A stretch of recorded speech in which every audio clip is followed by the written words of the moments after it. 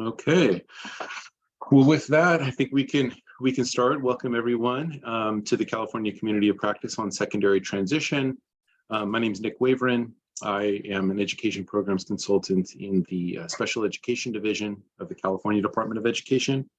And I'm a part of the California Community of Practice team. We're going to go into introductions in just a moment, but for those of you that might be new to these calls, if you can first, if you could please mute yourself if you're not presenting, but also just to let you know that these calls, the California Community of Practice on Secondary Transition, is a monthly community meeting to discuss important topics in special education, secondary transition, with a focus on the practical, a focus on preparing youth for post-secondary success, whether that is in employment, post-secondary education, independent living, wherever they want to go, need to go after their high school career. That's what we talk about, and how to make them successful in their post-secondary life. And so with that, let's do some introductions. I introduce myself, but just in case you didn't get it on the first time around, Nick Waveren from the California Department of Education, and I co-host this with Caitlin Williams, and I will pass it over to her.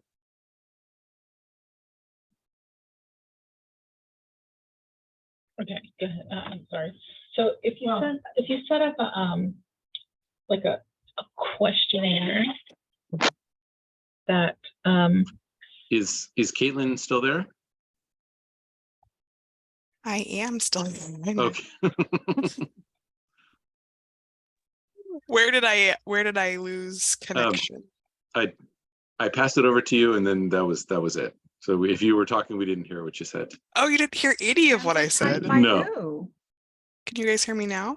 Yes, I can hear you now. Okay. But there are some people that are still have their, they haven't muted their mic, so maybe that's what I'll do in the background. Because your ID doesn't mean you belong in Mod Severe. I told Ginger that. Okay. On that note, Caitlin. Preach, lady friend. Thank you. As I was saying, I'm Caitlin Williams. I work for the California Department of Rehabilitation. I'm a manager in the cooperative program section, and I'm 1/3 the counterpart of Sue and Nick. So thank you and welcome. Thank you, Caitlin. And now I'd like to pass it over to Sue Sawyer. Hi, I'm Sue Sawyer, and I am with the California Transition Alliance. And we play the role of the convener and the recorder and the poster to our YouTube channel for the COP. I'm back with Nick. Excellent. Thanks, Sue. Okay, so let's get started with the agenda. We have a big meeting today with lots to discuss. We did kind of change things around a little bit. So first, what we're going to do, we're going to go over the calendar for the community of practice, and you get to see the rest of the topics that are going to be discussed for the year. And then we're going to go into our presentation. Today's presentation will be on preparing students for the alternative pathway to a high school diploma. And then we'll have a discussion on that topic where you can ask any questions. And then we'll have partner updates.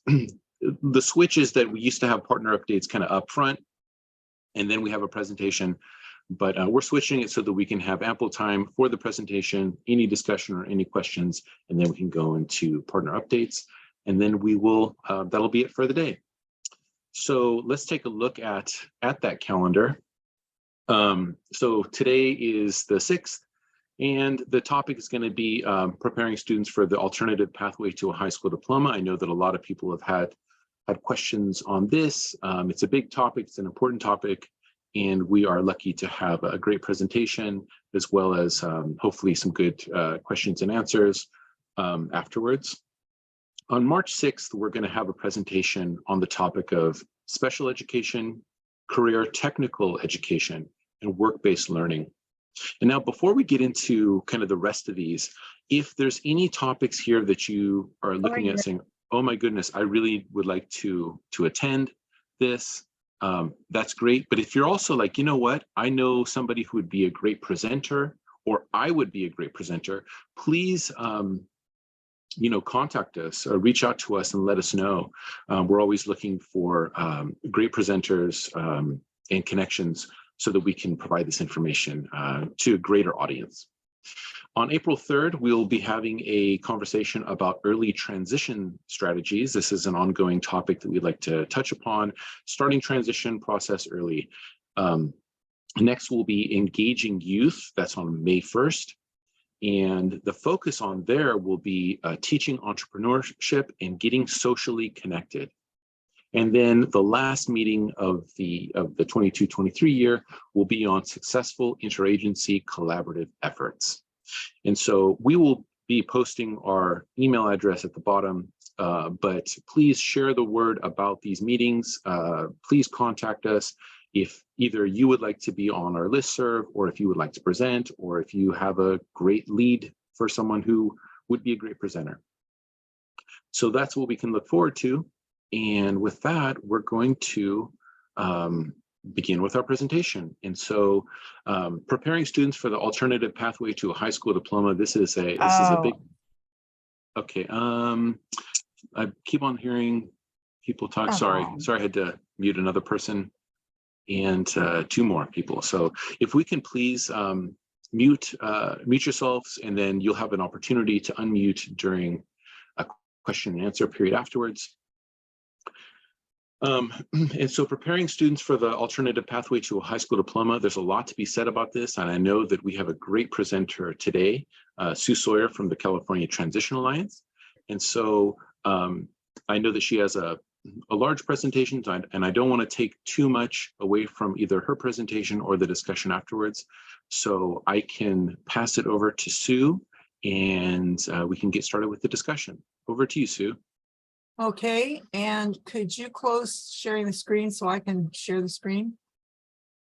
Oh, sure thing. Yes.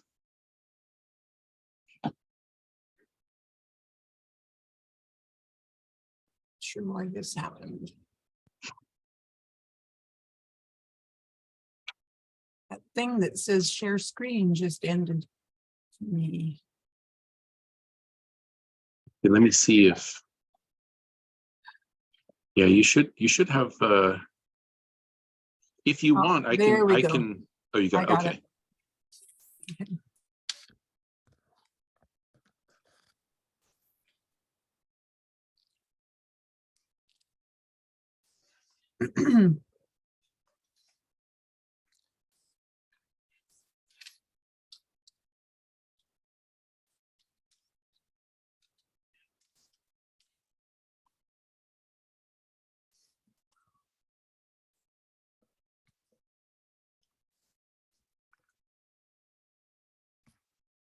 And Sue, if you're experiencing difficulties with sharing the screen, I can also share the presentation, and then you can let me know when you would like for me to advance the slides. We could do it that way if you prefer. Okay, well, let's see. I'm having some problems getting the files up. So why don't we go ahead and do it that way? Yeah.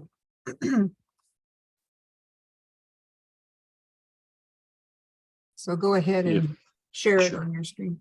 Just give me one moment.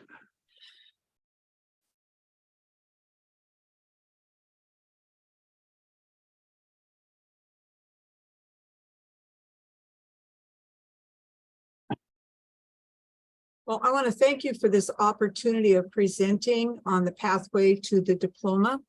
And I want to give you a little bit of background information. This presentation is based on the work group report. I am not an employee of the California Department of Education.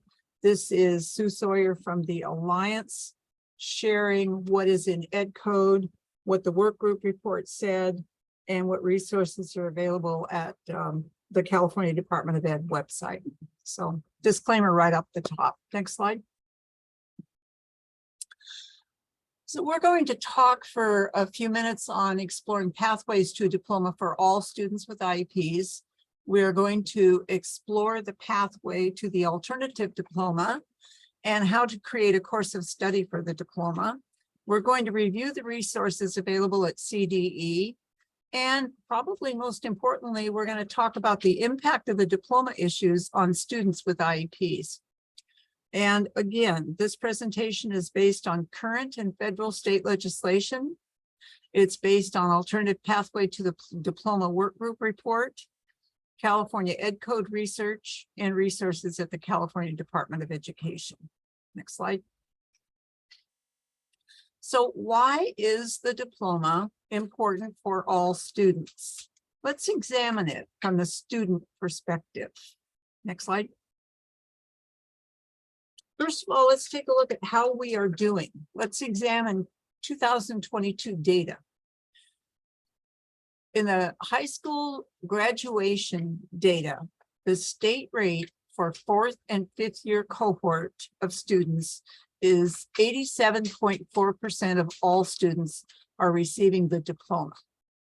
With students with disabilities, 75.2% are receiving a diploma, and the dropout rate for students with disabilities is 14%.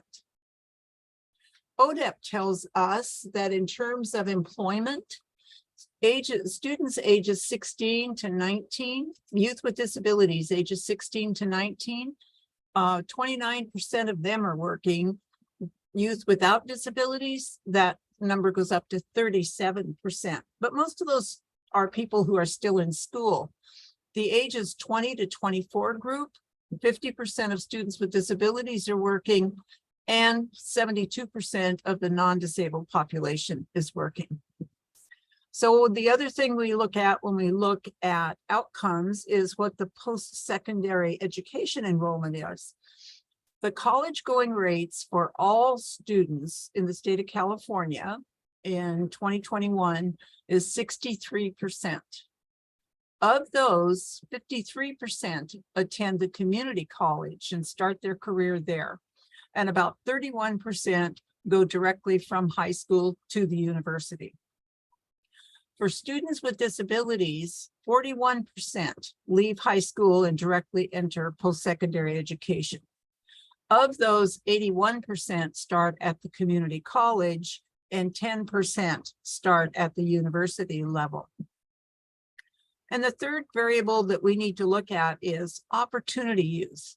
Those are the youth that are not in school or in the workplace.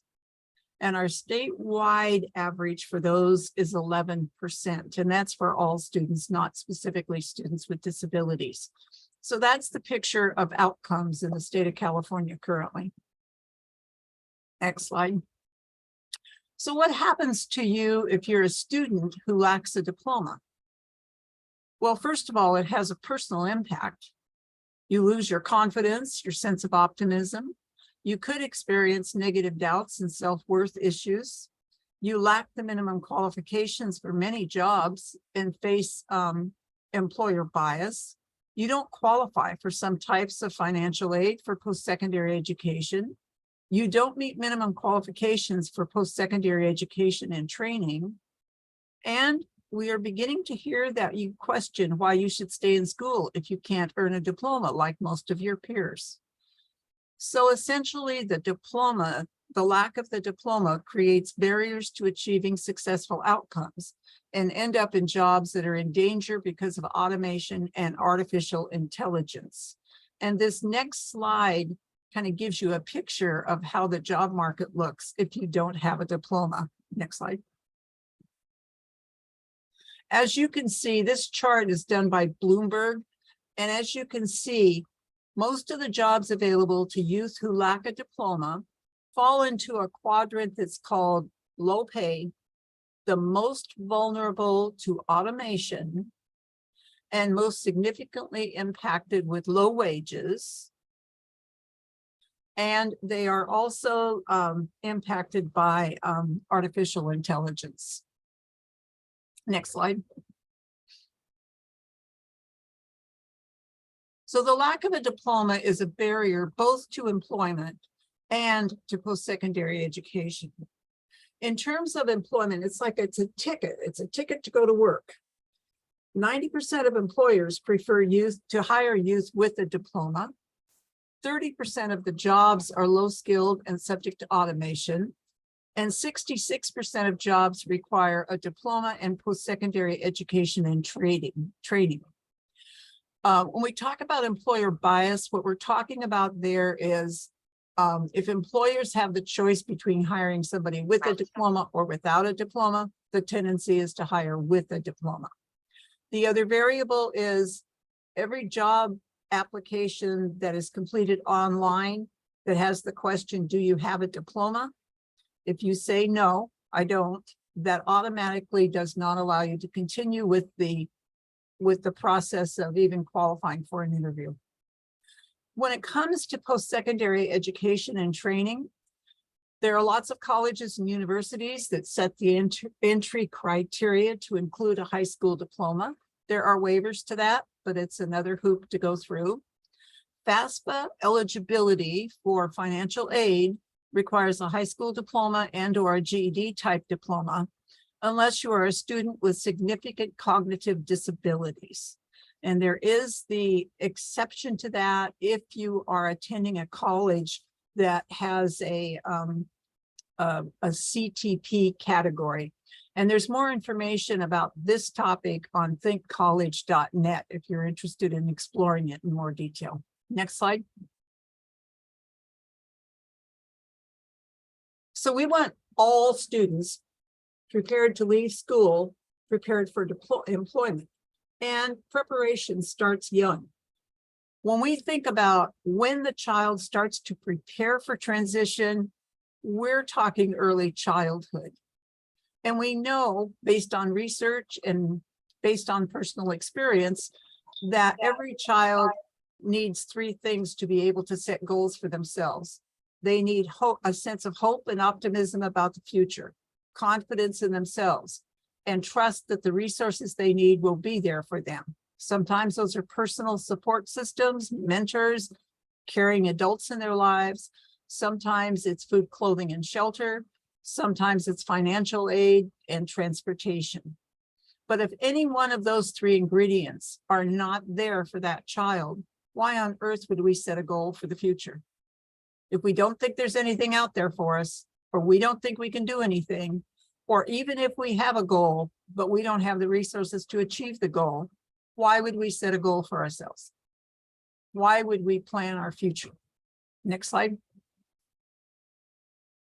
So let's reflect. You know, we started working on the issues around the high school diploma in 2013.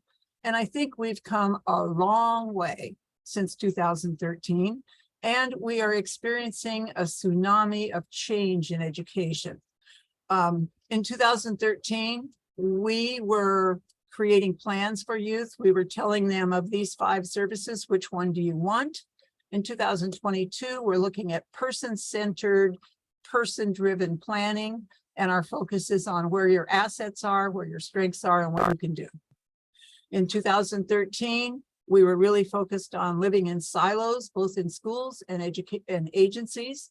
And now we're talking about inclusive practices, and we're talking about collaboration. In 2013, classes were definitely segregated. We're moving towards the concept that all students are general ed students first, and students with IEPs receive special ed services. In 2013, we had watered down expectations. In 2022, we're looking at making sure every student has the opportunity to learn. In 2013, we started thinking that it was okay to start transition planning at age 16. We now know that's about 15 years too late. We need to start in preschool or before. In 2013, the students with significant cognitive disabilities who are eligible for the regional center system were going into sheltered workshops. In 2022, we've eliminated sub-minimum wage certification, and we're looking at employment that is competitive and integrated. In 2013, a certificate of completion for some was just fine, and now we're looking at diplomas in preparation for college. In 2013, we begged employers for work experience, and now we're looking at industries having inclusive workforce divisions within the Department of Human Resources. In 2013, we were trying to figure out accommodations. Today, accessibility is built into computers, cell phones, tablets, you name it. In 2013, the focus was K-12 education, get the diploma, get on with your life at the university level. Now we see education as workforce preparation that includes pre-K all the way through the 12th grade and colleges and careers. Next slide. So times are changing, and there's a lot of things that when you look at legislation, you can say, boy, these tell us the future. And pending legislation that is actually in the process, that has been approved and is in the process of implementation, includes SB 1113, and that has credentialing recommendations that every teacher coming out of our preparation systems should know universal design, the value of inclusion. SB 154 is funding to identify and develop alternative coursework and performance tasks for educators to use with students with disabilities who are not eligible for the alternative assessments and may benefit from demonstrating completion of the state graduation requirements through alternative means. The IEP focus work group is continuing to work on focusing on assets, not deficits, and the California College Career Indicators. There are implications for all students who want to transition to the community colleges, universities, specialized training, internships, apprenticeships, and employment. Next slide. And let's take a look at the themes embedded in trailer bill language, AB 181, and that trailer bill language was implemented in June. There's been follow-up to that in September, but let's start here. We're talking civic engagement, community school partnerships, college and career access, enhancing middle college, high schools, and dual enrollment pathways, 21st century skills, school development of leadership skills, the diploma initiative, and expanding career technical ed and developing apprenticeships and internships. This is for all students.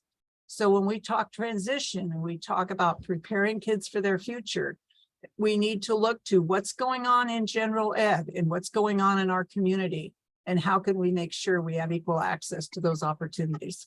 Next slide. So we had this work group report, and the work group report said there are 3 groups of students. One group is the students with significant cognitive disabilities who take the California alternative assessments, who receive special ed and related services and require extensive support, including direct individualized instruction and significant academic support to achieve measurable goals at grade level standards. These students traditionally receive the certificate of completion, and we are going to talk about how the alternative diploma pathway is defined for those students. The second group are students who receive special ed and related services who need a moderate level of more specialized support through individualized academic instructions and accommodations, but they could potentially meet grade level standards. And some of these groups may be able to achieve proficiency if given more time. And then the third group are students who represent the majority of students with disabilities who receive special education and related services that allow them to access and meet the same grade level academic standards and expectations and complete the same course requirements, including the local requirements for graduation, as their non-disabled peers. 75% of our students end in that third category. So the other 2 categories are what we're looking at as far as alternative strategies. Service, please. Next slide.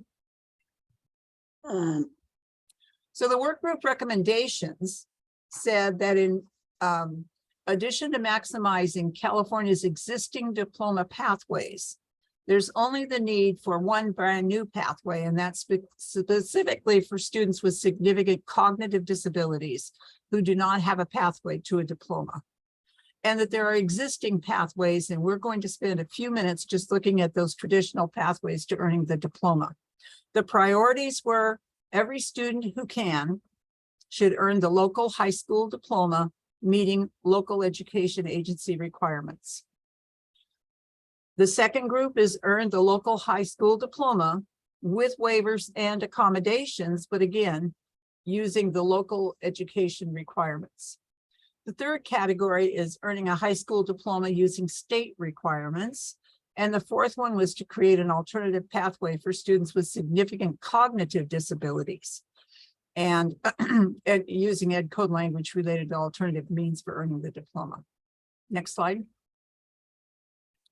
So the summary of the report to the state legislature concluded, we looked at all of the different pathways and we said, we don't need to create new pathways. We need to increase access to existing pathways that already are provided to some students and to specific student groups.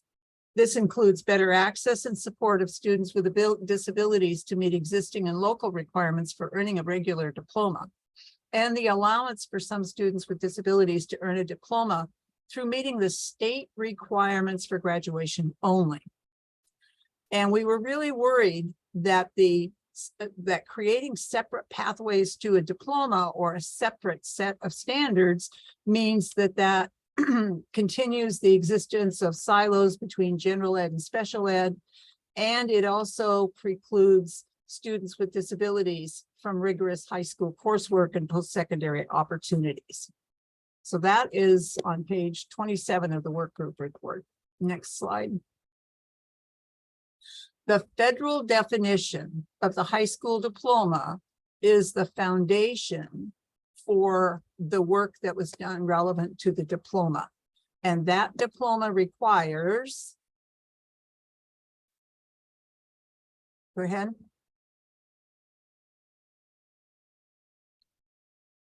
What was that, Sue? Do you want me to advance the slide? Yeah.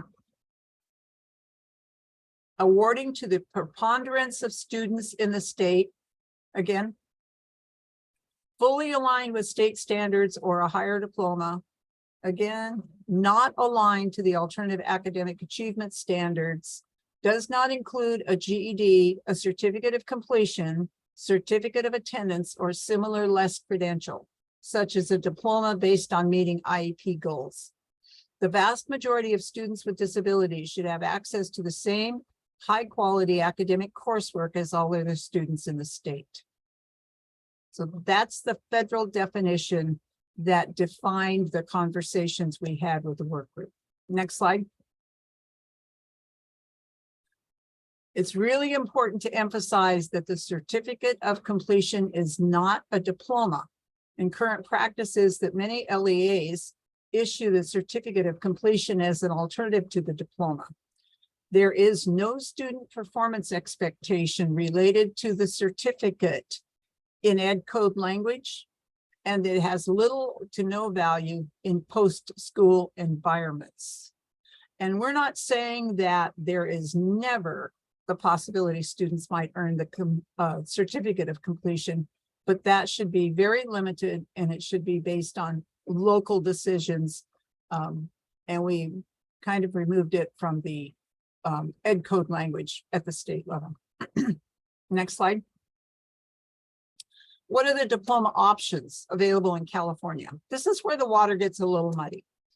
California Department of Education defines the state requirements for a course of study. It does not issue diplomas. Local education agencies can issue gold seal merit diplomas, their high school diploma based on their local standards, the Diploma Plus programs for alternative ed, the high school proficiency exam, and adult ed diplomas are recognized as diploma paths in the state of California. Next slide. So what do we mean when we say the state has a course of study? According to ed code, the state says that students must take 3 years of English, 2 years of math, 2 years of science, 3 years of social science, 1 year of an elective that could be visual and performing art and or foreign language or career technical ed, 2 years of PE. The local entity can say, you know, we want other requirements. The local entity could say, we're going to meet all the criteria for the course of study, but we're going to require A to G courses. And those are the courses that prepare you to go directly from high school to the university. And those include another year of English, another year of math, the same amount of classes, but different classes in science, social science, 2 years instead of 3, visual and performing art for a year, 2 years of a foreign language, and it has to be the same foreign language, and ASL qualifies, and or 1 year of career technical ed. A to G courses don't require PE, but the state does require PE, so students are required to take the PE. In the middle of all this are career technical pathways that have been developed by the Career Technical Education. And they require the same as the state requirements. However, some of them may require A to G, and it's kind of a blend of the two systems. But there's another caveat to all of this, and that is that the local governing board of the LEA, with the active involvement of parents, teachers, administrators, and pupils, shall adopt alternative means for pupils to complete the prescribed course of study. And that may include practical demonstration of skills and competencies, supervised work experience, outside experience, career technical ed classes, independent study, credits earned at a post-secondary institution. Traditionally, that alternative means has been used in alternative education, continuation high schools, and those students. But there is an exception to all of this. Ed Code language 51225.1 says the LEA should waive local graduation requirements and issue a diploma based on state course requirements for foster youth, members of military families, and homeless youth, and recent immigrants. What do those have in common? Highly mobile. They can't, if they move into a district too late to meet the local requirements, then the law allows the LEA to waive those local requirements if they qualify for a diploma as a 4th or 5th year student based on the state course of study. This is where the group got into a conversation about, well, gee, 25% of foster youth are youth with IEPs. 20% of homeless youth are youth with IEPs. Perhaps we could add youth with IEPs and use this alternative means language for your local district to be able to say we waive our graduation requirements and provide the same opportunity to the students with disabilities that these qualifications as well. Next slide. And I know it's confusing. So what does the system look like now? Well, you've got a student who might take A to G classes, they're going to the university. That is perfect for that student. We support and encourage it. Another one might be in a career technical ed pathway. They want to attend the community college and work. CTE gives them the opportunity for dual enrollment for those pathways, which is perfect for that person. A foster youth who moves here that only has to meet the state standards is required to pass fewer classes to be able to graduate. English language learners have EL classes that are helping them qualify the diploma. Students in alternative ed can earn a diploma through independent study and work experience. But the student with the IEP, unless we use the alternative means language, who can't pass foreign language or science or algebra, can't graduate with a diploma. And that is a local education agency issue. Next slide. So what's the difference between the course requirements? When we look at math, the state requirements say 2 years, including Algebra 1. A to G says 3 years, including advanced algebra, 2 and 3 dimensional geometry. In social science, there's a difference in the state requirement is US history and geography, world history and culture and geography, a semester of American government, and a semester of economics. A to G requires 2 years, but includes world or European histories and culture, geography, US history, and 1 semester of civics or American government. For science, if you're following the state minimum course requirements, biology and physical science qualify. If you're looking at A to G, it's 2 years, including biology, chemistry, or physics.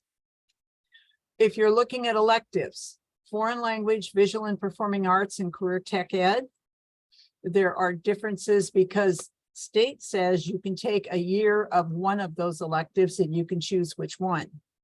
But if you're in A to G, you have to take 2 years of the same language other than English, and it may include ASL.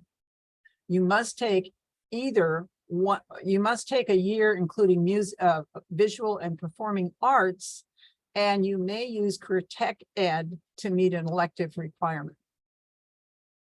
So there is significant difference in terms of the courses you have to take if you follow the state guidelines versus the A to G courses. But right now, remember, 75% of our students are finding ways to achieve that. And I applaud everybody on this call who has worked with those students to be able to do that. Next slide. So the work group said, let's add the students with disabilities to this group where the waiver for the local graduation requirements can happen. And that's one of the pathways that's available to a significant percentage of students who also could qualify for being in those special populations and already have those options available to them. Next slide. There is no existing statute that prohibits the IEP team from planning for and allowing a student with a disability to only be expected to meet the state requirements to earn the diploma. It is the discretion of the LEA to determine if they want to add additional requirements for the students and it will allow the students to be exempt from local requirements. So if your IEP team says this is the path that would work for this student, you've got the flexibility written into Ed Code language to pursue that path. It has to have the administrative and board support of the district. Okay, next slide. One of the questions that came up is, what should this high school diploma look like if we're giving students alternatives to earning the diploma? Then what should the diploma look like? And what's the impact of the diploma on the other students? The recommendation is all the diplomas should look the same. And this chart kind of defines why.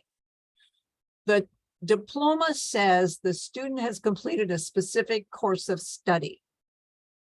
English, math, science, social science, electives, PE. And the transcript is where what classes you take are listed. The specific coursework a student completes is not on the diploma, it's in the transcript. Grades and achievements are not on the diploma, it's in the transcript. And the notation that a student has a disability or exceptional learning needs can be neither on the diploma nor on the transcript. But I found this federal clarification on the transcript with the Office of Civil Rights dated 2006, and there are some supplemental resources pertaining to this. But the transcript's purpose is to inform post-secondary institutions and prospective employers of the student's academic achievement. And according to this ruling, if a student earns the diploma through the alternative pathway, the transcript is the place that should be noted. Okay. And this explains a little bit about the logic behind it. You can't say the student was in special ed and took these special ed classes. You can say that there are different classes. a transcript can say this is an advanced placement course, an honors course, a remedial instruction in which students without disabilities are enrolled. So the alternative pathway also applies to other students too, and it's legitimate to put it there. That's especially important when we're looking at the alternative pathway for the students with significant cognitive disabilities. Moving along, next slide. So Every Student Succeeds Act says only students with the most significant cognitive disabilities shall receive alternative diplomas, and only if they've taken the alternative assessments. And no more than 1% of students graduating in a state should receive an alternative diploma. In our work group language, we talked more about the alternative diploma pathway as opposed to having a document that says stamped alternative diploma. Next slide.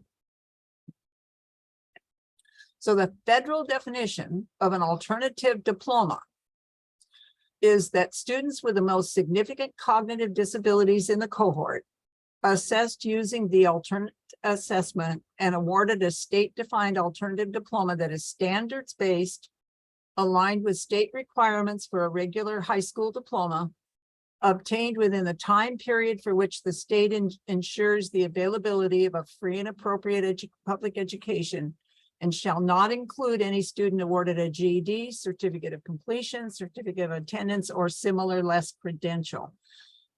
The key here is if the students with significant cognitive disabilities earn the diploma in the alternative pathway system that your local education agency approves, they can stay in school up to age 22. And this is the law that says that's allowed. And it's only allowed for this population of students.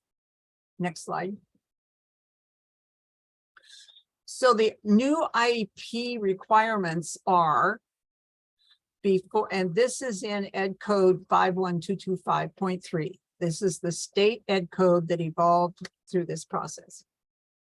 Before the student commences 10th grade, the IEP team must determine and notify the student's parent and guardian whether the student will be eligible to graduate with a high school diploma. The pupil is required to take the California Alternative Assessment in grade 11. That's what the high school level is, and is required to complete state standards aligned coursework, meeting the state minimum coursework requirements. And we have resources that are available at the CDE website on the alternative assessment system that talks about Common Core indicators or English language development connectors. So we need to develop plans to offer all students in high school and the adult transition programs, the high school diploma that is compliant with IDEA. Next slide. What's our current practice? Well, grade 3, reading scores come out. This student is put on the academic path and they get the foundation to go to middle school and then high school and then post-secondary education and training, and then they're ready for college and career. There are other students that we say, you know, that academic path is going to be too hard for that student, so we need to put them on a functional skills pathway. We're not going to worry about those academic achievements. So what happens to that student? Well, they struggle with high school, they struggle with middle school, and we expect them to leave school prepared for competitive integrated employment and post-secondary education and training, just like we do everybody else. So it's important because these parents are being asked to make a decision by grade 3 that affects earning a diploma at grade 12.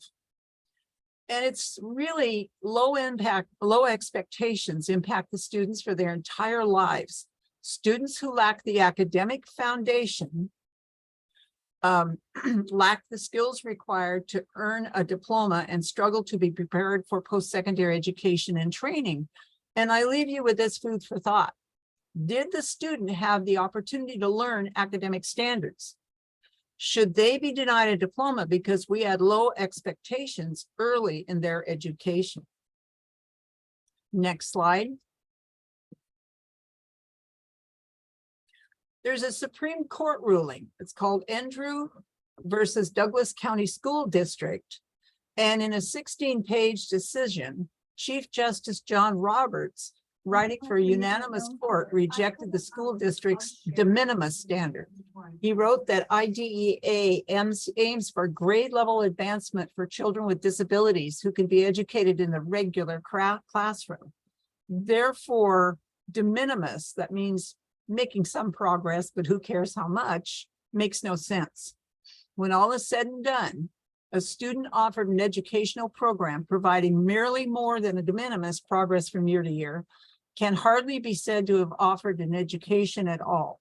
For children with disabilities, receiving instruction that aims so low would be tantamount to sitting idly, waiting for the time the student was old enough to drop out. IDEA demands more. And one of the things they did not say is that everybody has to work on grade level academic standards. But they did say the educational program must be appropriately ambitious in light of his circumstances, just as advancement from grade to grade is appropriately ambitious for most children. Goals may be different, but every child should have the chance of meeting challenging objectives. He acknowledged that this is a general standard, not a formula, and it really depends on everybody's unique needs. Next slide. So we've learned a few lessons. National research showed that youth with intellectual disabilities who have had a post-secondary education experience are 26 times more likely to be successfully employed upon graduating, completing vocational rehab services, and earn 73% higher wages than their peers without the PSE experience. California's Department of Rehabilitation responded by allocating funding for college to career programs. Students who attend the college to career programs, now think about this for a minute, they're leaving the K-12 system without an academic foundation.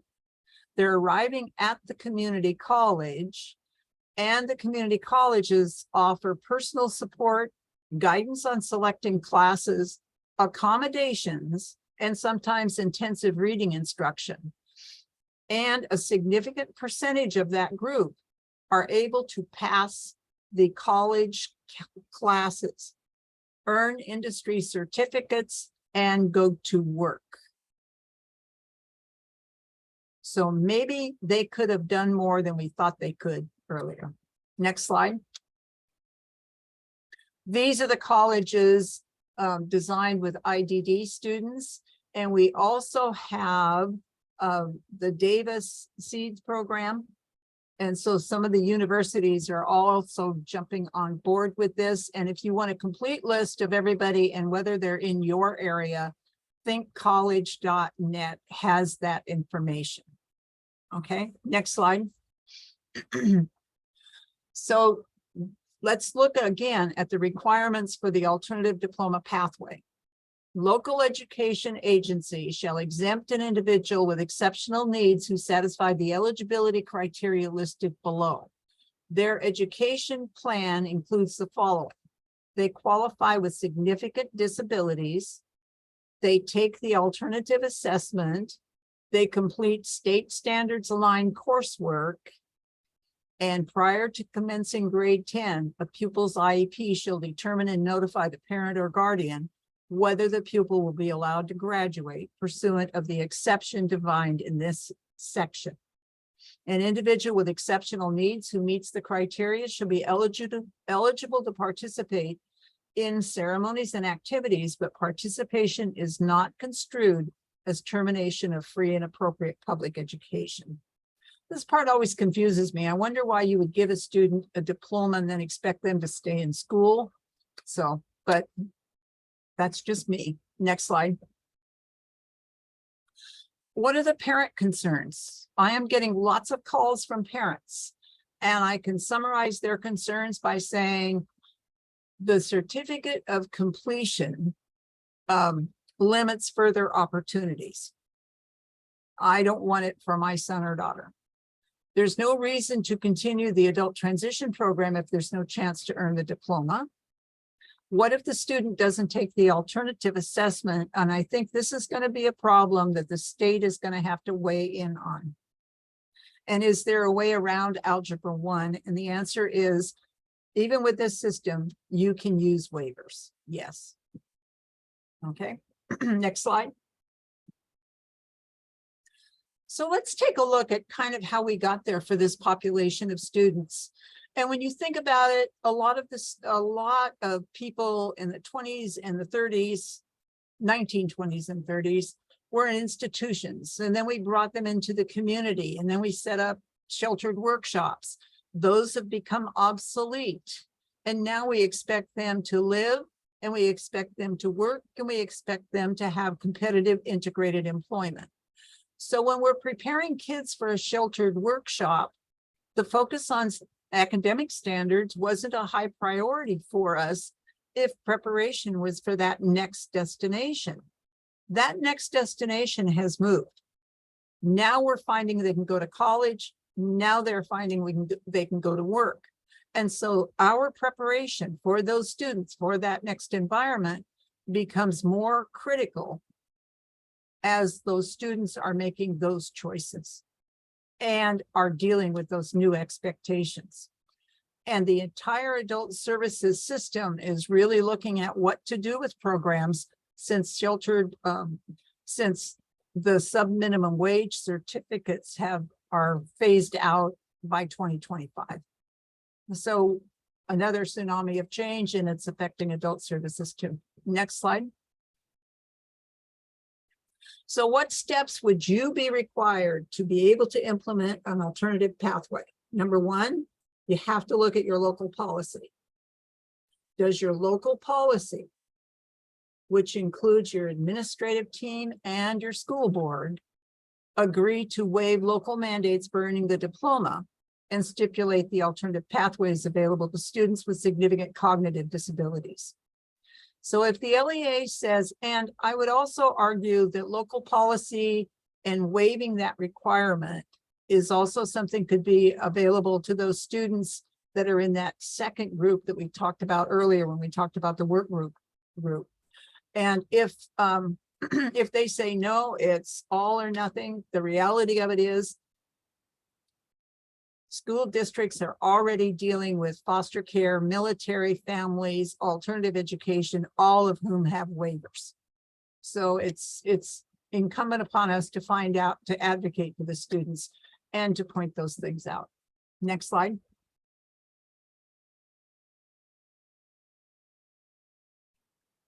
Suggested next step, review board policy, examine expectations and challenges, provide training for all teachers in the area of inclusion, universal design for learning, and multi-tiered systems of support. Recognize the importance of the role of the K-8 system that lays the foundation for positive transition outcomes. Ensure the integration of transition mandates are in the planning process, and collaborate closely with the transition supports beyond high school, the regional centers, the Department of Rehabilitation. I would add the business community, and I would also add the American Job Centers. Next slide. This kind of gives you the format for looking at a course of study. And after you get your course of study, then you could plug in transition services so that you could show parents and students the path, whether it's I'm going to earn it in 4 years, or I'm going to earn it in 5 years, or it's going to take me up to age 22.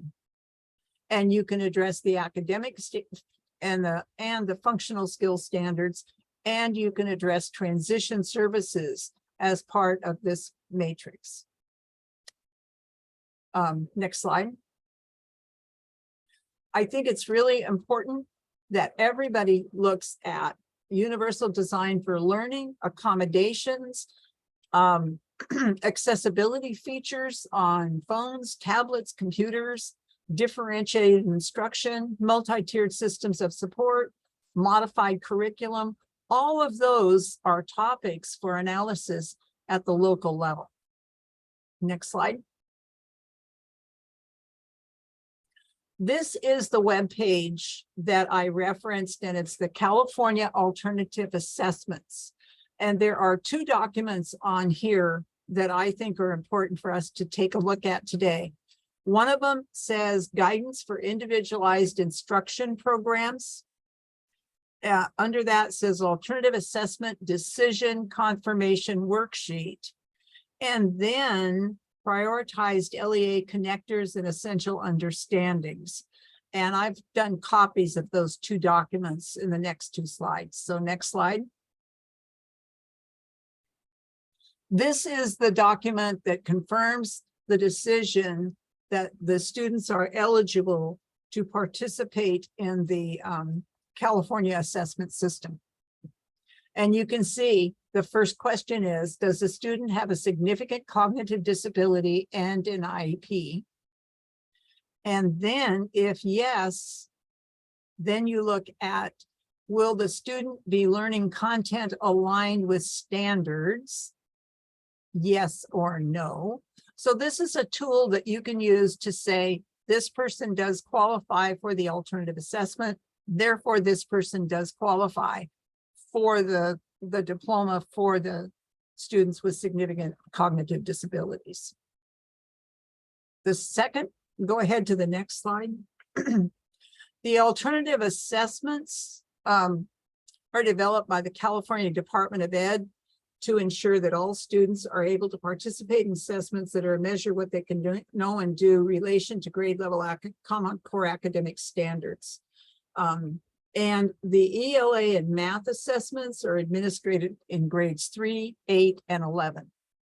The science assessments are 5, 8, and high school. I really am concerned that some, or the parents are calling me saying, you know, my son or daughter never took the alternative assessment. They're in the 11th grade or the 12th grade. What do we do since this is a requirement? And that question was posed when we had a meeting with the California Department of Ed, and they're looking at how we can massage this a little bit. And I think, Nick, do you have anything to add to that? Thanks, Sue. Yeah, that's a great question, and yeah, we're definitely looking into that. I know that the requirements are that one, that the student is required to take the assessment, and that they're required to meet those state standards aligned coursework. It doesn't, and I'm not trying to provide an interpretation of it, but it doesn't say that they took it. It's that they were required to take it, and so that's something that we're looking into. We can look into and provide more information in the future. Right, because parents are saying, you know, we were told we didn't need to take that, and now it's important that we took that. So it's a problem. The next slide. What do we talk about when we talk about state standards aligned courses? Well, one of them is just to develop strategies to align instructional goals with existing state standards as they're currently written, and to take a look at the methodology for how you teach those standards. Are you teaching using universal design for learning, inclusion in general ed? Are you looking at differentiated instruction? Are you looking at project-based learning? Are you looking at all those things that hook students into and motivate them to learn? The other one is to look at general ed teachers' curriculum and the inclusion in general ed classes. And then when those don't work, they do have the tools such as the collaborative Common Core Connector standards. Another thing to look at is career readiness standards. And you can say, you know, we're going to use this commercially prepared resource because it does focus on state standards and it does move the kids through the state standards. So there's multiple ways that you can approach this, but it is a challenge, and it's going to be something that we need the time and patience for people to work through. Next slide. This is an example of what we're talking about when we talk about connector standards. So you have the standard, you have the common connectors, and you have essential understanding. And this is a way that the Common Core state standards were approached And it can be a tool to look at where the student is in being able to meet those standards. Doesn't mean they start with an essential level of understanding and can't move and can't progress towards achieving at least the connector standards or the CCS. And then the next slide. This is another resource where they're taking the standards and they're coming up with instructional achievement level descriptors. And these are all on the California Department of Ed website. And so we can help you find those things and take a look at that as you tackle the issue of teaching students who have not traditionally been taught academic standards. Next slide. You know, I want to conclude by saying one of the things that we hear a lot is, what does this do to our diploma? And first of all, it means your diploma means something. It means that all your students are ready for employment and post-secondary education and training.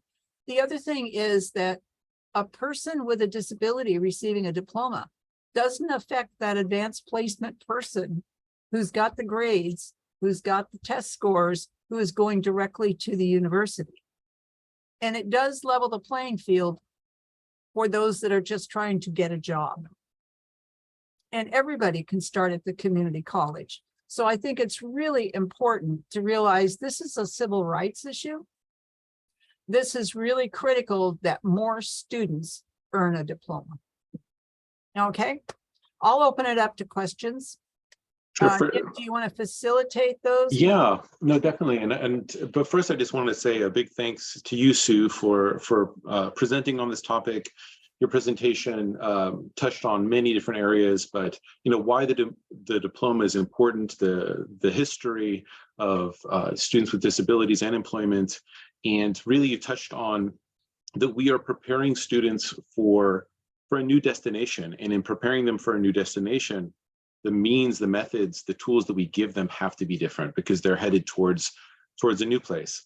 I will say before we kind of go into the questions and answers, there's a few things. And so I think it's important to just kind of note or to repeat something what Sue said, is that really what we're talking about here is an addition to California Education Code that was made active June 30th, 2022 through Assembly Bill 181. It was California Education Code 51225.31, and which authorized a diploma pathway for students that previously did not have a diploma pathway. Those were students that would have graduated with or finished their high school career with the certificate of completion. These students, they have to basically meet two criteria. One is that they are required to take that California alternate assessment in grade 11, and then they're also required to complete coursework that's aligned with state standards. If they meet those requirements, they qualify for this diploma pathway. And whereas we're right at the beginning of this just actually came out, we're not even a year into it. And so we're not going to be able to provide, or at least I won't be able to provide answers to every single possible specific question that you might have. This is something that we will be providing more information as we go, as this is implemented in school districts throughout the state, as students graduate, and as we have more information. And so I just wanted to kind of say that at the very beginning. And then if we can open it up for questions. I think it's just me and you, Sue, facilitating this. So I don't know if you want me to take the questions, or I can actually stop sharing the screen and then I can actually see a little bit more of what's going on. I'd be and so- happy just to go ahead and Yeah. people raise their hand if they have a question. Sure. Ed, your hand is up.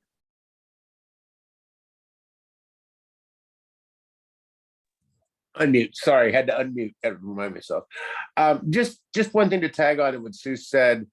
As we did this work, one of the important things that we found is there were so many barriers that we had created ourselves about what we thought diplomas meant, or the alternatives that may have existed. And I hope that people take away from this work, the important part is, one of the reasons that 225 came up is because of the work that was done talking about alternative pathways. And we had nothing codified. It was, pockets of brilliance where people could find it. So hopefully this gives people the encouragement that there are multiple ways to do it. There are pathways and there are laws that allow you to do it, as opposed to what we thought we couldn't do. We found there's a lot more we can do. And that's all I wanted to comment on. Thank you. Thank you, Ed. No, thank you, Ed. And we would really like to, I see that Laura, I see your hands up, but just real quick, if you haven't had a look at the education code, please give it a look. And really what we're saying is that, this is really an issue or a subject matter of local control. And so you can look at this, look at your programs, and decide for yourself at the local level. If later on there comes some specific questions that you're just not able to answer at that local level, then you could reach out to us, and either myself or I might have to ask within the special education division. But this is really something that we're saying, hey, look at the ed code, look at your programs, and see how this fits within your program. It's definitely, it's not trying to do like a top-down approach to it. But with that said, let's go to you, Laura. Thank you, Nick, and thank you, Sue, for a great presentation. I apologize I wasn't there right at the top of the presentation coming out of a DA meeting. So just wanted to inquire, is it possible to have you come to our State SELPA Association meeting and have you share this content with us? I know several of us are grappling with this across the state, trying to support our districts and our LEAs in being able to think through and work through and expedite plans moving forward. So is that a possibility? That's my first question. Yes. Second question is did you drop the link in the chat to your presentation so that we can review those slides? I'd love to be able to share some of the content with my superintendents. We haven't dropped the link in yet, but we will.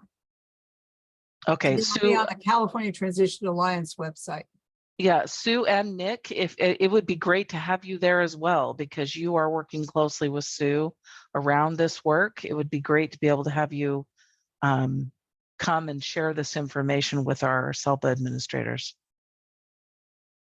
No, definitely, thank you. And yeah, I'll have to see if I could present on that. But yeah, this is certainly something that a lot of people want to know about. There's tons of questions about it, and it's important that this information gets out there.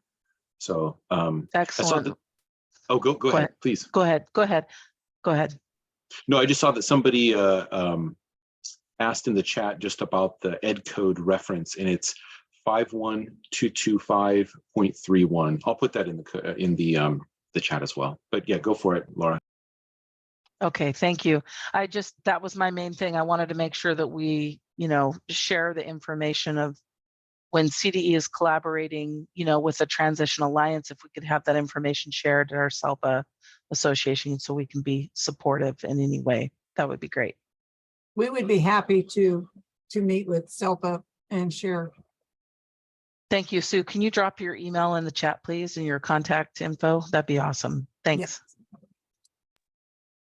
And this is Nick again. I also just wanted to note there was a few questions about the presentation, about recordings and whatnot. I want to thank Valerie for kind of adding that information to the chat.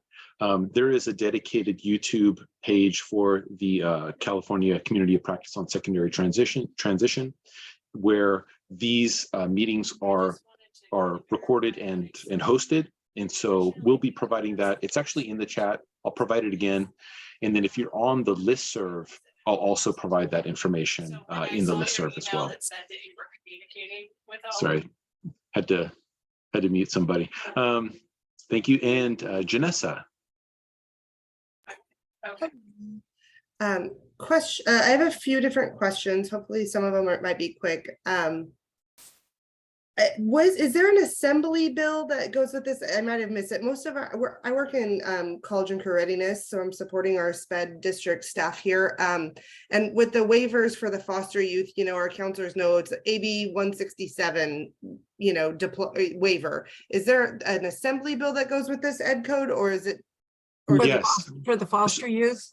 No, for this new alternate path to diploma, was there an assembly bill associated with it? Well, there Yes. was an assembly bill, but it was approved by the state legislature and then it was put into Ed Code, which meant it moved from a proposed piece of legislation to becoming a statute. And that Ed Code is 51225.31. Yeah, the other waivers did as well. We just, in our district, we have kind of tagged them based on their assembly bill that they started with. I was just curious. Yeah, no, you're both correct. The assembly bill that it's associated with is 181. And that's that larger, it's a much larger omnibus education trailer bill. But Sue's right, it was actually signed into law. It's a part of Ed Code, but the assembly bill that it's associated with is AB 181. Perfect. I also found out today that in September, updating the laws pertaining to the students who are in foster care, those other exceptions to local education requirements, is Ed Code 51225.1. And it was again legislated and then it went into Ed Code, and it was SB 154 that moved it forward. Awesome. Thank you. My second question is the certificate of completion still going to be in existence for families who choose to opt out? We have some families who opt out of diploma because of services, or there's a variety. It's very few families, but what happens if a family opts out of this alternative diploma path? Well, you're going to have to make a local decision as to whether or not the justification's there. I would strongly urge that you collaborate closely with Department of Rehab and the regional center system to brainstorm whether or not it's an issue. But as more students who receive, and there's actually proposed law pertaining to how we're going to adjust to the fact that there's no sub-minimum wage certifications. So adult services are significantly changing and really focusing on competitive integrated employment. And there are going to be some students who have significant to profound cognitive disabilities and or health impairments and other reasons that they're not going to go to work and they're not going to continue their education. And if the local entity decides to give them a certificate of completion, that's entirely a local decision. Sorry. Yeah, my final question is about that. When you had referenced Algebra 1 and being able to waive that, I was under the impression that we couldn't waive anything under the minimum state requirements, which is Algebra 1. So I guess I was hoping for some clarification on that point on this slide where you said that with waivers, it was possible to get around the Algebra 1 There requirement. is an Algebra 1 waiver. It's available through the California Department of Education. It is still available. And we had a discussion with Heather Calamise, who said, yes, we still have the waivers and they still are applicable to Algebra 1. And if I could just add, back in the past, when algebra first became a requirement, it was under Ed Code 56101 that we're able to find the waivers. It was problematic at first, but the waiver department did agree that that could be waived, because if you read the Ed Code, it said if a state standard would prevent a student from graduating who'd met all the other local requirements, then that could be waived. And part of that was like, well, PE could have been one. So that's why it was not specific to algebra, but it was able to be applied to that. Now, I think that number may have changed. Like last time I looked for it, I couldn't find the same language that was many years ago. But yes, there is a waiver process.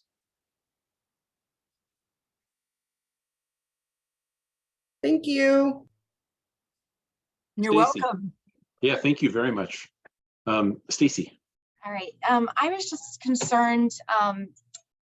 I noticed a little bit of talk was going on in the chat about this too. So I'm a special ed teacher in San Diego Unified School District. I work with the mild mod in a transition program for 18 to 22-year-olds. We also have a mod severe program. So my concern about this is that if they choose to get the alternative diploma, and I know there's talk about they can just be done with their school and regional center will take over. My concern with that is that we have these amazing transition programs in a lot of our districts, and San Diego Unified is one of them. And it is completely different than what they can do at a comprehensive site. It is beyond that. And I just don't want us to be like, oh, well, they'll get that diploma and then they miss out on that transition program because then regional center takes over. Plus, regional center, I mean, in a school district, I have a contract. In our contract, 12 students is the cap for a mod severe teacher. And so they're going to get more attention while staying in the transition program than going on to regional center, because regional center, my understanding is they don't have caps and they can have hundreds of clients at the same time. So I just, those 18 to 22-year-olds, that's a very important years. I worked with this for 15, 16 years in this with this population. And I really want us to continue to encourage our students to take advantage of those transition programs, regardless if they get the alternative diploma or not. First of all, I would prioritize the diploma. And secondly, I would take a look at the course of study. And I gave you that document that had all the possibilities. You can take 2 years to complete Algebra 1. You can take 2 years to complete some of the courses if that's what those students take. And you could spread those academic classes out and add those transition services to give the parents the holistic perspective of the advantage of staying in school. My comment was specifically quoting a parent who said, if my child can't earn the diploma, what is the point of staying in school? This is an opportunity of creating a course of study that proves the value of staying in school. So we're not encouraging people to leave at age 22, but the reality of it is mandatory education ends at age 18. It then becomes the option for the parent and the child. So Thank there you. are ways to take a look at this and say, we're going to teach these academic skills and it's going to take them a longer period of time to learn them. And in order to do that, we're going to have a combination. And, you know, having those work-based experiences and the academic standards gives you a chance to reinforce those standards in the real life application of those standards. So. Thank you, Sue. I also wanted just to note that students that graduate through that alternate pathway and they receive that kind of, it's a state standard alternate diploma, it doesn't terminate FAPE. And so if they chose to continue with their local education agency and continue to receive services, then they completely can through this diploma pathway. But that would be a decision of the student, parents, whatnot. Someone said, John Schletter said, that's very unclear. And I think he's talking about what we're talking about right now. And so, John, do you want to, you can unmute and perhaps we can make it clear.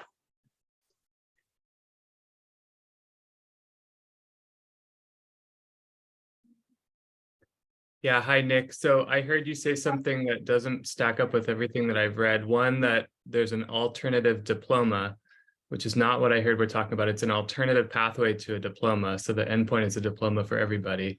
And then two, there's ed code that says once a student earns a high school diploma, we shall not provide special ed services to that child at that point. So if there's some workaround where a student can earn a diploma and still be eligible for an IEP, we need to understand that as districts in order to put that in place. Yeah, thank you. That's a great question. Yes, and that's part of the ed code language in 51225.31. I mean, 3.1. So this is actually this diploma pathway.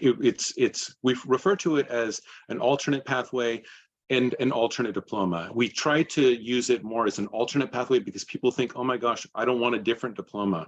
But this is through the Every Student Succeeds Act, is the state-defined alternate diploma, meaning that students that qualify for this pathway, meaning one, that they're required to take the California Alternate Assessment, and two, they're required to complete coursework that is state-aligned, they qualify for what's called the alternate diploma, the state-defined alternate diploma, as opposed to, in ed code, the regular diploma.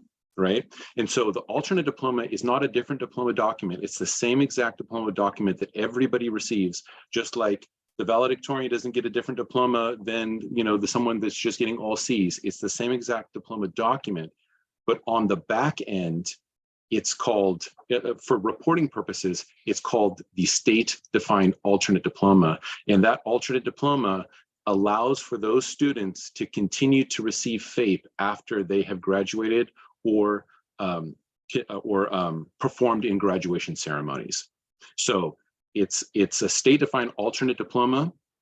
It's the same diploma document. And all that information is actually in California Education Code 51225.31. I hope that was helpful. Valerie.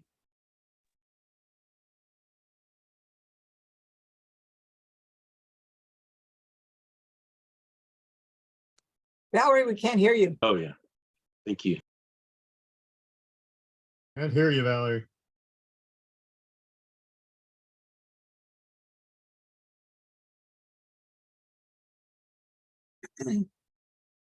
Can you hear me now? Yes.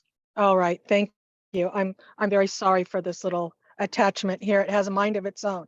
So I said good afternoon to you all here on this COP today, and thank you again, Sue, for the detailed information and the presentation on the alt diploma.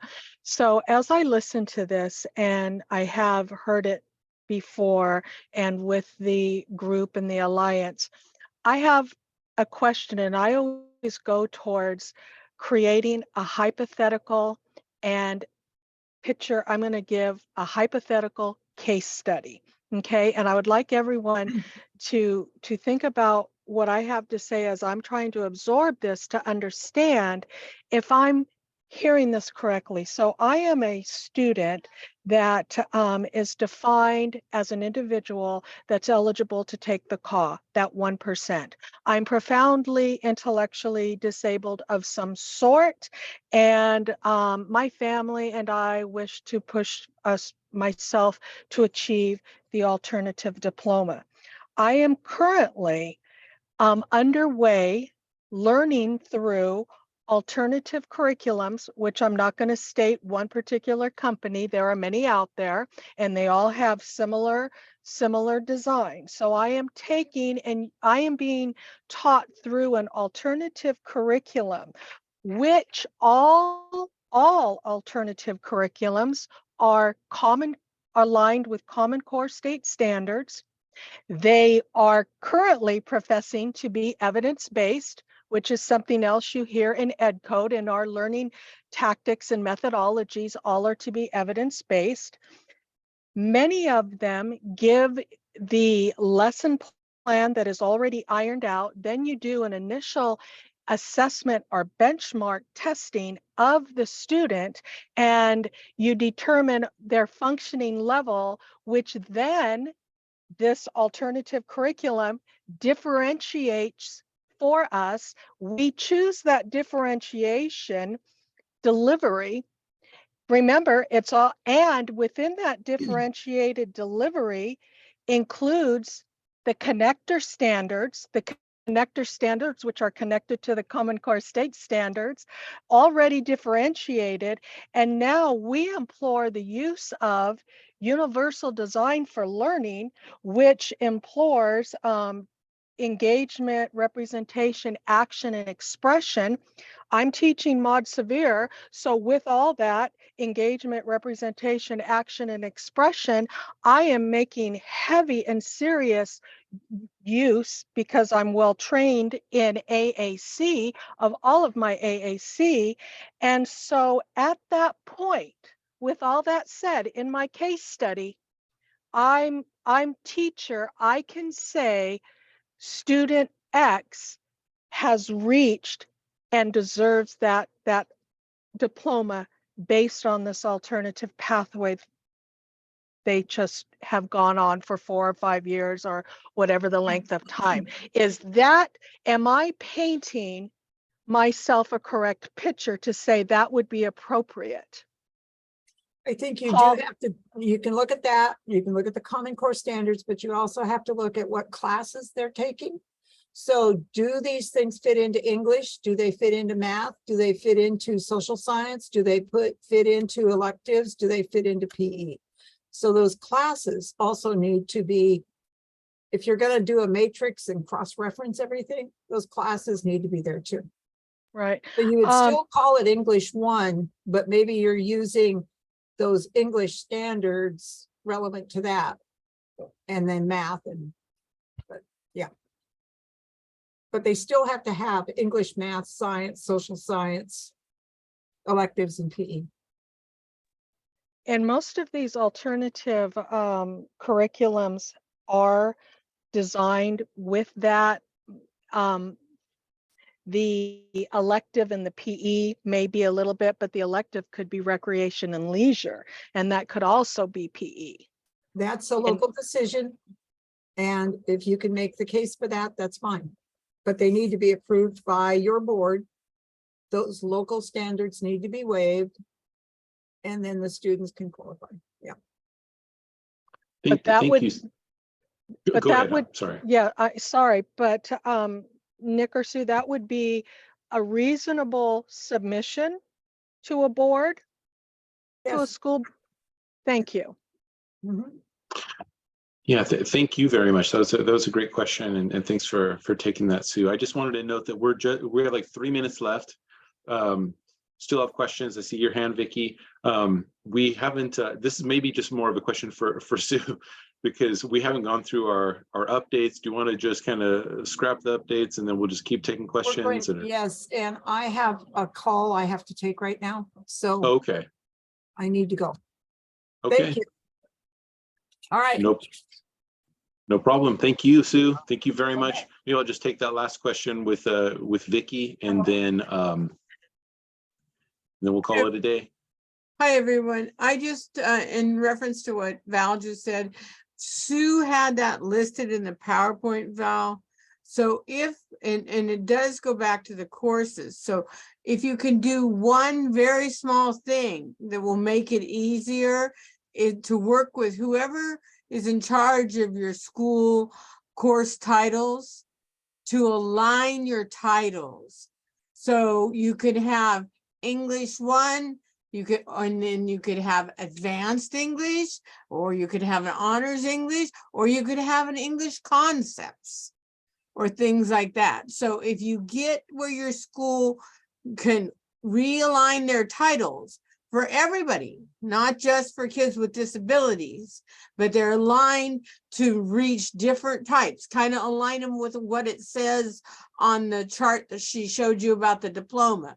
If they're an advanced placement or a GE1 or a CTE1, then that takes care of the issue about them being there of the courses that they need. Hope that made sense.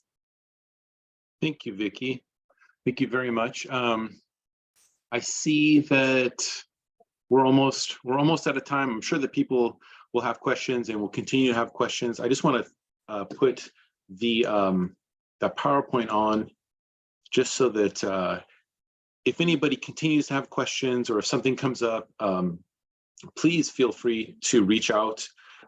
California Community of Practice, that's CACOP at cde.ca.gov. First, I just wanted to thank everyone for taking part in today's discussion. Wanted to thank Sue and the California Transition Alliance for a wonderful presentation, and all of you for your great questions and whatnot.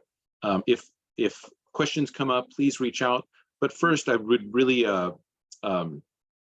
recommend to take a look at that education code.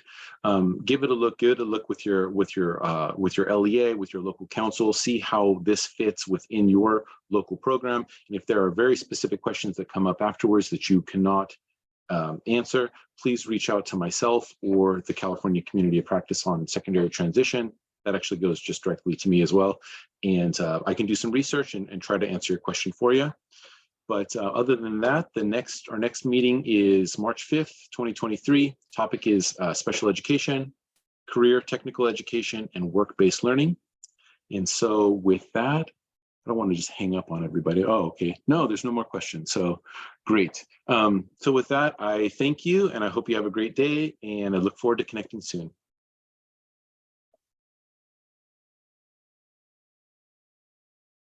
Thank you, Nick.